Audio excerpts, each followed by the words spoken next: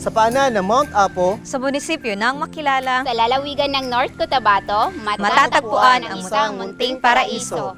Welcome to Yuyos Aqua Farming! Ang mga problema na hinaharap natin ngayon, ang katapat ay hashtag ay may solusyon.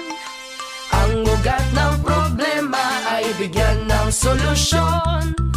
Humahashtag ay may solusyon.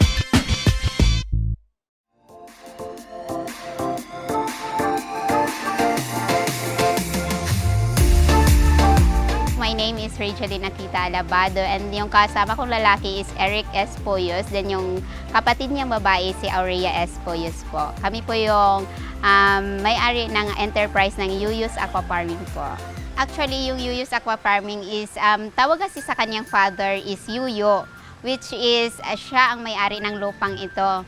So that's why naisipan namin in courtesy sa kanya, kaya yun, ginawa namin Yuyos Aqua Farming yung pangalan sa enterprise para na rin represent sa kanyang pangalan ng father niya po. Na-discover po yung Young Farmers Challenge nung one of our friends nagsabi na merong ganitong contest YFC. Nakita rin namin sa social media, so nagsali kami. Nag-propose po kasi ang kuya ko, sabi niya, dahil gawa ka ng proposal kasi merong opportunity. Nagkaroon kami ng idea. Pinagkukunan talaga namin yung topology, rich in water. 2 ponds pa lang yung meron kami before.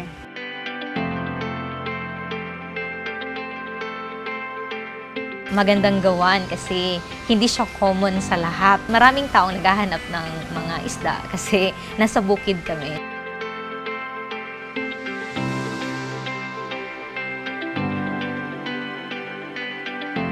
And after ilang buwan, dineclare kasi pinatawag kami para i-award yung grant.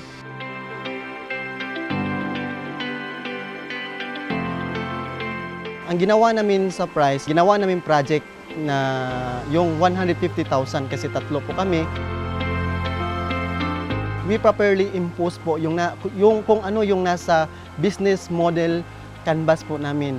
We properly disseminate po yung pera, yung mga dapat kailangan para sa aming enterprise.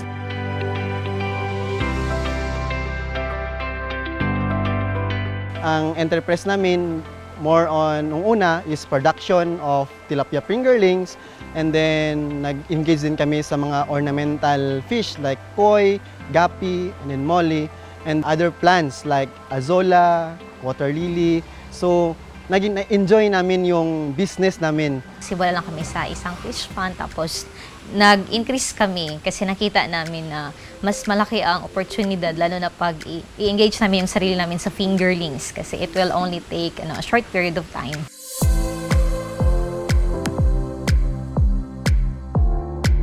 Fish namin which is very healthy, very clean. Mga hindi pwedeng ibenta na mga veggies like azolla, like pechay, cabbage. So healthy po yung aming yung aming mga fish.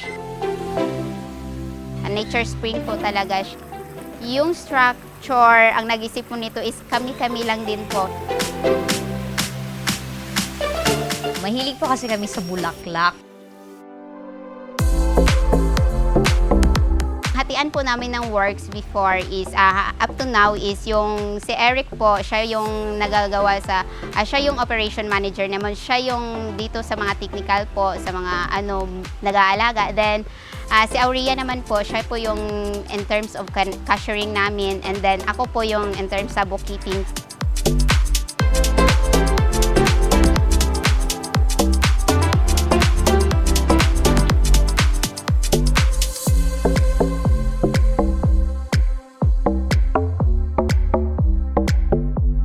Pagpasok mo pa lang po dito sa aming enterprise, makikita mo na yung mga tilapias namin, which is nakaka-relax. Maraming nagkapunta dito tapos sabi, ay wow, ang ganda, nakaka-relax. Tapos yung ambience ng aming nature is nandyan din po. Then mahangin.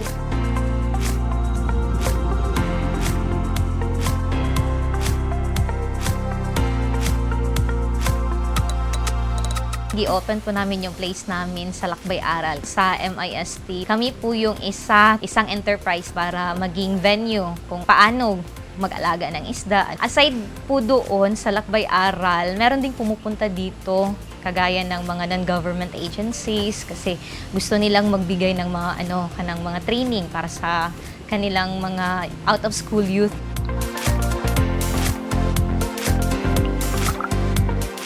Napakasaya po namin nang nanalo kami kasi sabi namin, i-utilize talaga namin yung funds na binigay sa amin. So, that's why itong nakikita nyo hanggang doon sa dulo is product po talaga ito ng YFC. Ang mga problema na hinaharap natin ngayon, ang katapat ay hashtag. Ang YFC is talagang malaking tulong po sa mga kabataan. I'm an electronic student. Nag-engage ako in agriculture. Maraming pera pala, hindi ka stress. Sa mga kabataan na gustong mag-engage sa agrikultura, huwag po kayong mahiya na mag-engage sa agrikultura at mas palawakin nyo pa po ang kaalaman nyo patungkol dito. Maraming salamat po, Senator Amy Marcos, sa proyektong ibinigay nyo sa mga kabataan. Nayu-utilize namin yung mga funds na binigay nyo at saka nag-i-income na po kami sa mga product na aming mga binibenta po. Isa ako na maging witness sa iyong kagandahan ng iyong mga proyekto. Maraming salamat po.